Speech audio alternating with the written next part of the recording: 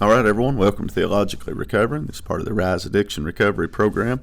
And we've been breaking down the story of Peter Pan. Today, what we'd like to focus on would be the character of Captain Hook. The first one we done was on Wendy. The second one was Peter Pan. And so this third episode will focus on Captain Hook. And so it's important to understand the context of the story. The whole story is revolving around Wendy's ideal of Peter Pan. And so in her mind, as she's in London and she's telling the story, every night she tells the story of Peter Pan, and she's got this false ideal of what Peter Pan and Neverland and all that is, the excitement, the adventure, and everything that's out there. She's got a false ideal of that. And all it takes is one day in Neverland for her to realize that that is not all that it's cracked up to be. But that's what the whole movie is on that premise. The movie was made and the book was written in order to give us a moral direction, to show us that there is a way of life. It may be glamorous, but it's not all that it's cracked up to be. So we could say that as addiction.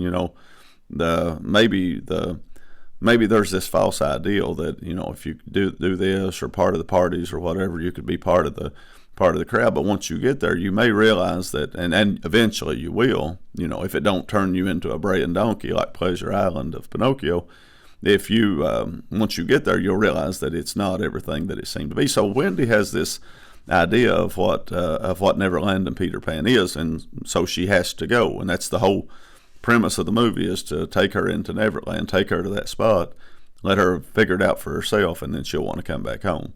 Put her on Pleasure Island like Pinocchio, and he won't want to stay there when everybody around him is being turned into donkeys. You got to open your eyes to see that. So the whole idea here is about that. Is about, okay, once she goes, then she wants to come back home. So the first episode we dealt with was Wendy. Second one was Peter Pan, because throughout the years, over the last 70 years, Peter Pan has become something to represent this precocious boy that just doesn't grow up. That wasn't why it was written. The way it was written and the way the movie was produced was to show people that yes, there is a innocence of childhood, but it's not a good place to stay. And so it's Peter Pan actually in the original, I think in the original book or the original play was being the villain. Captain Hook wasn't even introduced. He was a side note character that would be played in front of the stage while the play was being rearranged in the back. It was because the whole purpose of it was that Peter Pan was what you didn't want to be. So we explained Peter Pan last time about how he didn't take anything serious, and how he was narcissistic. He loved to hear stories about himself. We just went through a whole series about all these character flaws of Peter Pan. But one good thing about Peter Pan, at the end, he does become the hero. He does rescue them from walking the plank. He rescues them from Captain Hook, and he beats Captain Hook. And so he does adopt the responsibility where he becomes the hero. And that's what we brought out last time was, are you going to become the hero of your story? And so, it's a question we all have to ask. But today what we want to focus on is Captain Hook himself.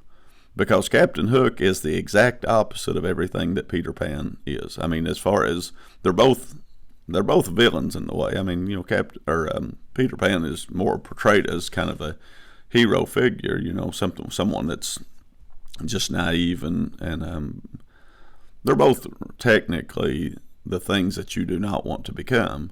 One is the far extreme one way, one's the far extreme of the other. And, we can see that in politics. There's a far right side that, goes too far. There's a far left side that definitely goes too far. And it's like, well, you got to find the middle ground there. You got to find, where it is that we need to be. So, and it's the same thing with church. You got some that are way too relaxed in it, and then you got some that are so bitter and hateful that, nobody wants to be that. So it's like you got to find the middle ground. So what we've done last time is we showed you how Peter Pan does not take anything serious. Well, now we want to look at Captain Hook, because if you think of it from Peter Pan's standpoint, Peter Pan does not want to be an adult. That's his whole thing, is that he just cannot imagine being an adult. Okay, why? Why does he not want to be the adult? Well, the only adult that he's got in his life is Captain Hook. And Captain Hook is this bitter, hateful, arrogant man that Peter Pan does not want to become. And my point of that is, we have all been the Peter Pan at one point. All of sin comes short of the glory of God. We've all chased after childish endeavors. We used the scripture in 1 Corinthians 13. When I was a child, I acted like a child. When I became a man, I put away childish things. We've all been there. The danger is once we go beyond being the Peter Pan is where we'll become Captain Hook. Then we'll get this self-righteous, holier-than-thou attitude where we look down our nose at everybody and nobody suits our standard and nobody's good enough and nobody can do anything to please us. And it's like everybody has to grovel at our feet to try to please us. And that is a terrible way to be. That is a bitter, hateful thing that nobody wants. So, we can blame, and we're good at that. We're always good at picking at the mote that's in everybody else's eye, and we don't see the beam hanging out of our own eye. We can always tell people, well, we can all stand there at that point and stand and point the finger and say, you need to do this, you need to do this, you need to do this, you need to do that. Okay? The Bible says that we are to be examples. So it's not me standing and telling somebody to do something. It's me living that out in front of them to where they want to be what we are. If I say I've got something better than addiction, they'll want to know that I do have something better. If I say that and I've got a sour face and I've got a bad attitude toward everything, then why in the world would they want that? I put a post on Facebook yesterday. It was about seeing all this stuff on Facebook and social media where it's like, well, I'm a victim and I've been beat down and I've been, and people's done this. And it's like, well, why in the world would anybody want to be a Christian if all they do is read your Facebook post, or where you're just this pitiful, beat down human being that can't do anything? It's like, well, who in the world would want that? It's like, you got to be careful about that. There are people out there that they don't want the addiction, but then they look at the so-called Christians and the way they act and the hateful attitude that they've got, and it's like, well, I don't want that either. It's, why would they? So today what I'm really trying to focus on is, if you're an addict, and the only thing that you're looking at is the Captain Hooks, and you don't want that, that is not norm. That is not how it should be. There is a good life, a life that can be lived, and it's not a life of bitterness and hatred and resentment toward everybody and everything around you. Sometimes that's what Christians or so-called Christians portray, but that's not right. So, but you definitely can't stay as Peter Pan, the one that never grows up, never adopts responsibility, never has any relationships and meaning in life, and the only thing that you attract is just the lost boys that are losers and Tinkerbell that ain't even real. And it's you can't stay there, but there's also a danger on the other side. So I always say there's ditches on both sides of the road. You gotta be careful on the one side, but you can go too far with that, into where nobody will want what you've got. So it's one of the things I really love about the church is that we got a lot of new converts, a lot of new people coming, a lot of young people coming. It's like, they can understand that there's a good life, and it is. Christianity is a good life, and so we need to represent ourselves in such a way that people see the good, and where we don't become this bitter, hateful thing. So that's what the whole purpose of Captain Hook is. He is now juxtaposed up beside of Peter Pan. Peter Pan is free and nothing is serious. Captain Hook is bitter and hateful and resentful. So that's what we want to focus on, some of his failures here, and so maybe it'll keep us from wanting to.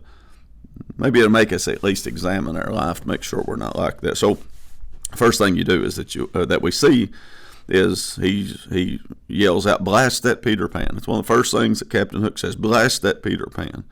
And he's got this bitterness toward Peter Pan, and for good reason, because Peter Pan has cut his hand off and he fed it to a crocodile. So he's got this bitterness, and this anger, this hateful resentment toward him, and he won't let it go. And it's actually the thing that destroys him in the end. In the Disney cartoon, it doesn't kill him, but in the actual book, it does. The crocodile that's chasing him, that's got a piece of his hand, ends up killing him in the end. But he has this resentment because Peter Pan has done him wrong. We don't really know what happened there. I don't really understand exactly why Peter Pan cut his hand off, but we know that Peter Pan did cut his hand off, and the hook that he's got, which is his name, Captain Hook, the hook that he's got is a result of an encounter with this youthful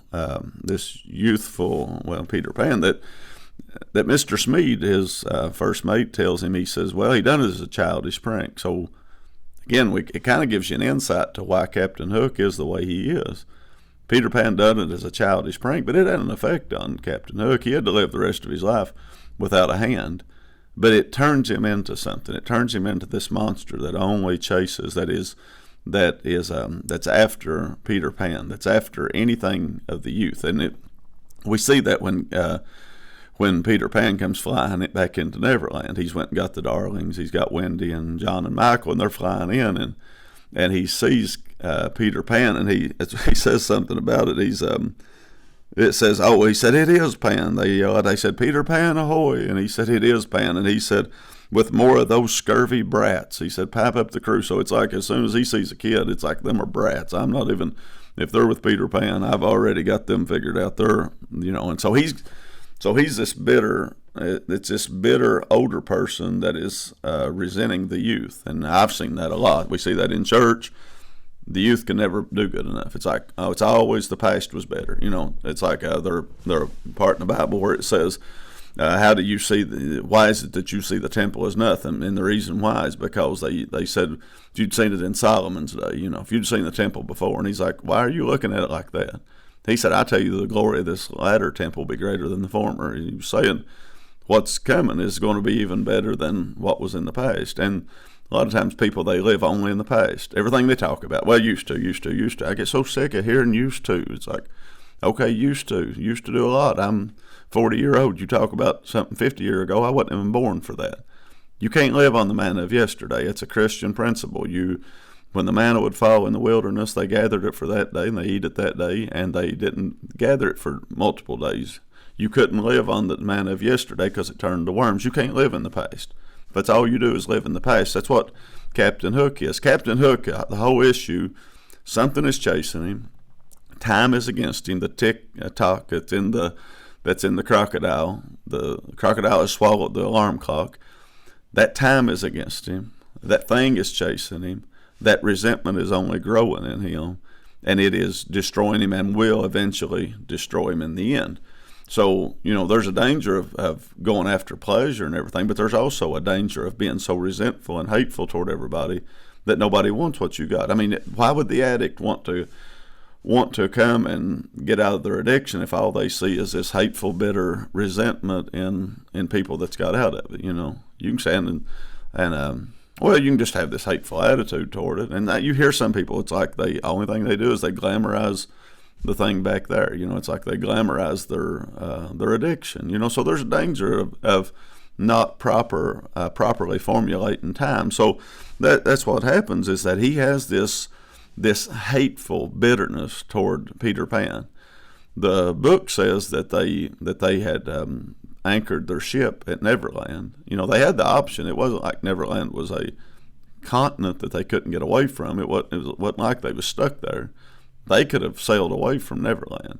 The reason he didn't want to leave Neverland is because he wanted to bring revenge. He wanted to reciprocate what Peter Pan had done to him. He wants to turn around and do that back to him. And so this bitterness drives him. This bitterness, this anger drives everything that he does, and it turns him into this bitter person that is bitter toward everyone.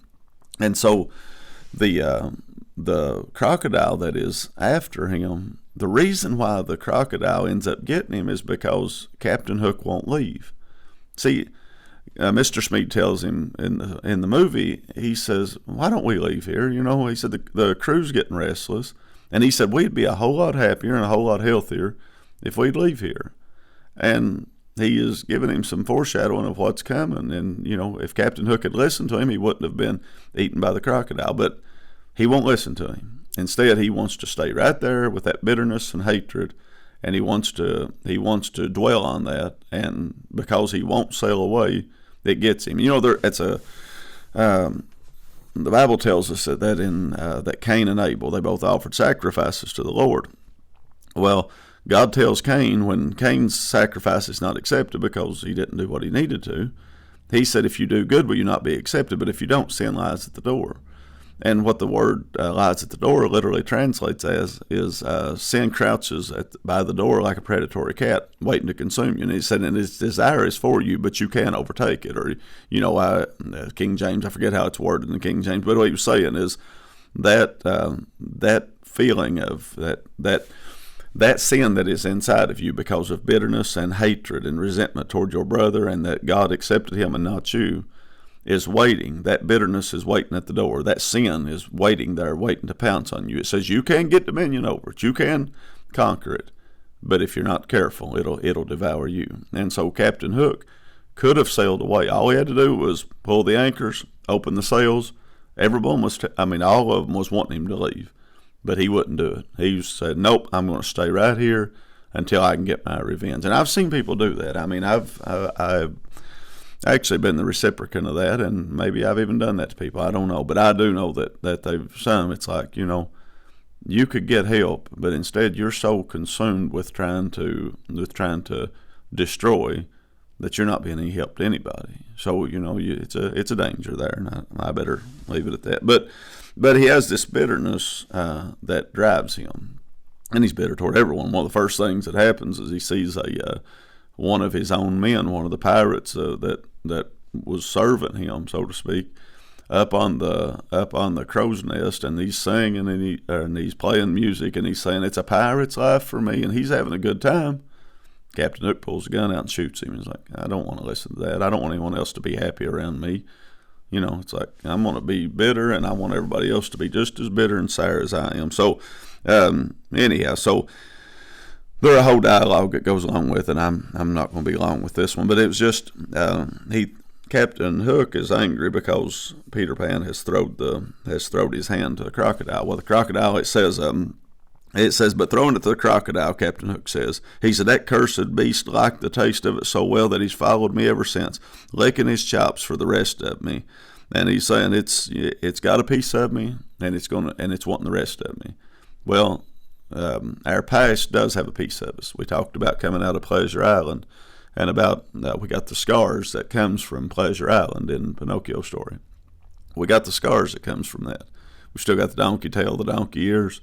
It's had its effect on us, but you had to get away from it so you didn't turn you into a full donkey. He said, my hand, that cursed beast, got a piece of it, and it's after me, and it's not going to be satisfied until it gets the rest of me. Well, again, all that Captain Hook had to do was pull the anchors, sail off. That crocodile would not have followed him out into open water. Common sense will tell you that crocodile had to have land. It could not have followed him out into the ocean. But the reason why the crocodile was there and could get a hold of him is because he chose not to do anything about it. So look at it from an addict standpoint. There is things that will consume you if you do not get away from it. If you don't pull the anchor and get away from that, it is going to get you. And as it's an addict, there is the addiction, and by staying there that it's going to get you after a while. It's already got a piece of you. You can look in the mirror, you can look at your life, relationships, whatever it is. Anyone that's been in it any length of time at all can already see the effect that addiction has had. Okay, well, it wants the rest of you. It's not satisfied with that. That's what addict means, dispute over property. It's not happy with a little bit. The old saying is, you give the devil an inch, he'll take a mile. Once he's got a taste of you, he's going to try to get the rest of you. What do you do about it? Do you turn and you get away from that thing, which is the very definition of repent, means to turn around, from quit going one direction and go the other direction? All Captain Hook had to do was just sail away. But instead he chose to stay there, and because he chose to stay there, it ended up overtaking him in the end. I can say that on the other end of that, the bitterness and hatred and resentment that people have. You can choose to wallow in it and let it consume you and destroy you. You can be the victim. Every one of us can tell a story of being a victim. Okay, Peter Pan did cut his hand off, and we could all tell our story about where somebody done the same thing to us, where they hurt us, where they wounded us. And it's like, okay, I'm not saying you're not a victim. We're all victims. We've all had situations, people has misjudged us or done things to us or hurt us or harmed us or whatever it is. It's not, when I say that, not be a victim, I mean that, quit being a victim. Every one of us could tell a story. I could write a book on things that's been done to me, and you could too. Well, that ain't going to help anybody. That doesn't serve any purpose. All it does is to stay there and not forgive, forget, examine ourselves in the mirror. And that's what happens with Captain Hook, is that he's got this bitterness and resentment so much that he won't leave. And so, and also at the same time, that thing that's chasing him has also got a clock in it. So it's like the clock's against him. It's already got a piece of him. He won't leave. He won't do what he needs to do. He's so consumed with trying to kill Peter Pan that he takes it out on everybody else. Peter Pan just every now and then will have an encounter with Captain Hook, but all them people had to live with him. It's like, do we do that? Do the people that's around us, do we make them bitter because of what we face? They're the one that has to pay for it. The people that's around us, the addict, it's the family we're paying for it too, but the family has to pay for it. People that are counting on you, he was the captain. He wasn't just somebody that was one of the men. He was the captain of that ship. All those men's destiny was hanging on him and what he chose to do with it. Think about it for yourself. How many people are dependent upon us to do what's right? But instead, we choose to stay around the crocodile. The crocodile's out there, the addiction or the resentment or however you want to make this crocodile in your life, because you've got one. You've got your own crocodile. I've got mine. The clock is against us, and the longer we stay there, the more danger it is that the crocodile's going to get you. What do you do about it? Are you going to turn and go the other way, or are you going to keep staying where you're at?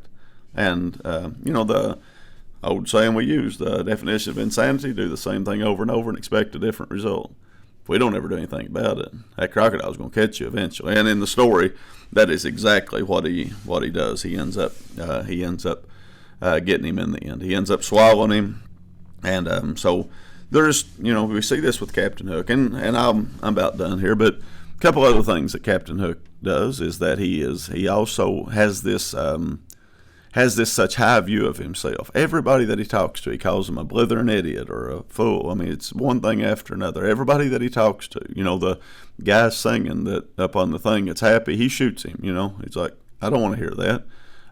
Every time that Mr. Smee opens his mouth, and Mr. Smee does a whole lot more, makes a whole lot more sense than anything Captain Hook says. And Mr. Smee's the one Smeed that says, let's get out of here. He said the crew would be a whole lot healthier and happier if we just get out of here.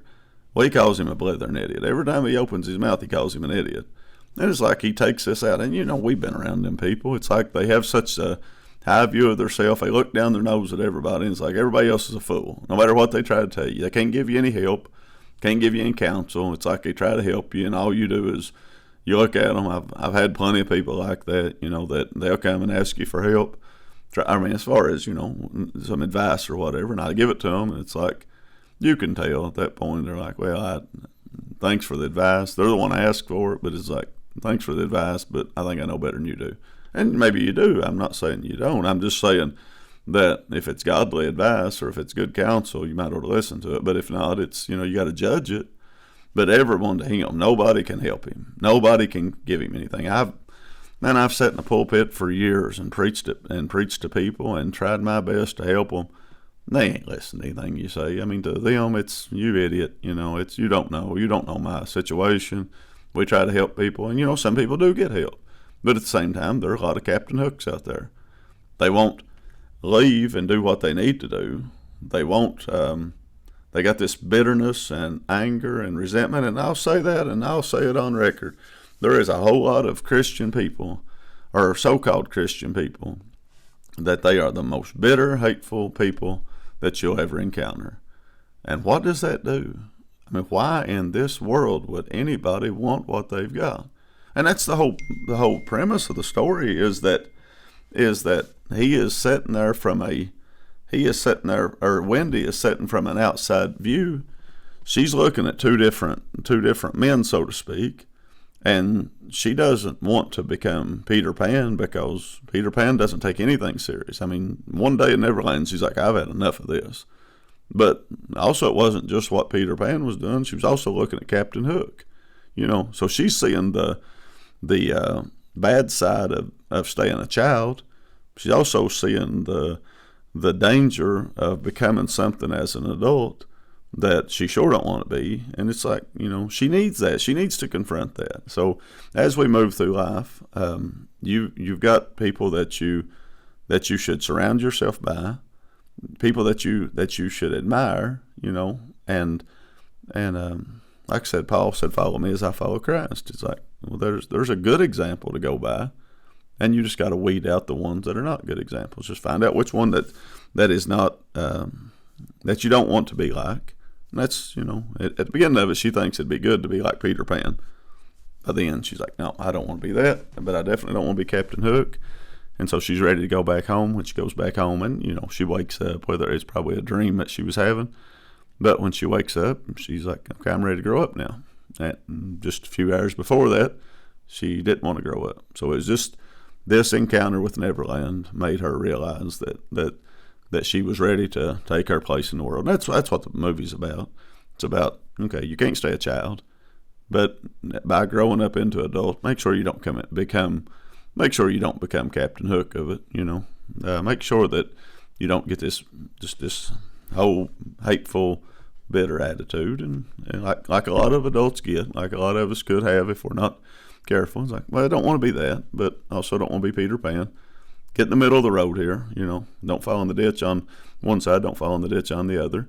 Know that we need to grow up, but also we know that we don't need to have this holier than thou, better.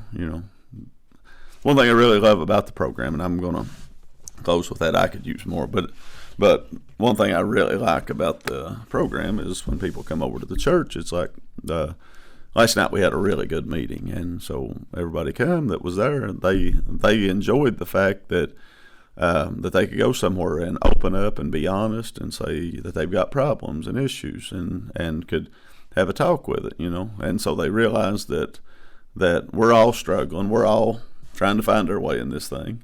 There's some failures along the way, but we're moving in the right direction. And when people see that, they see all different perspectives of that.